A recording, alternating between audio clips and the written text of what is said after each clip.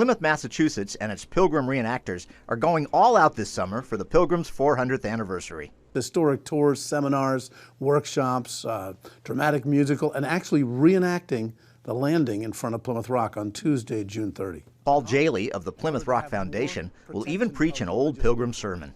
He points out they were fervent disciples, dedicated to the God of liberty, who promised his truth would set them free. Internal liberty, liberty of conscience, freedom from sin.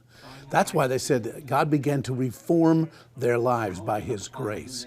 And this was the most important thing that the Pilgrims began with, because they were a remnant as part of the great revival known as the Reformation. So here they were at the peak of that revival, and they were very conscious of this. While God gave them spiritual liberty on the inside, on the outside they were persecuted in England and granted no religious liberty.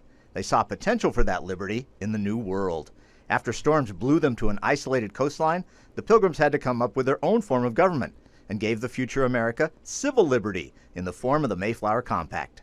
Because it was the beginning of self-government here in America. Bottom-up liberty. When you read the Mayflower Compact, it says, "In the name of God, amen. We whose names are underwritten, the subjects of the king." So it's God to the people and then to the king. Jaley says that order of authority, God over the people over the king, was the order presented for all of America in the Declaration of Independence. It was one gift of many from the Pilgrims. Whether it's economic liberty, civil liberty, religious liberty, self-rule, thanksgiving, the idea of giving thanks to God even in the midst of suffering. Jaley says fans are welcome at the end of June to come to Plymouth and celebrate the Pilgrims and what they gave America. Paul Strand, CBN News.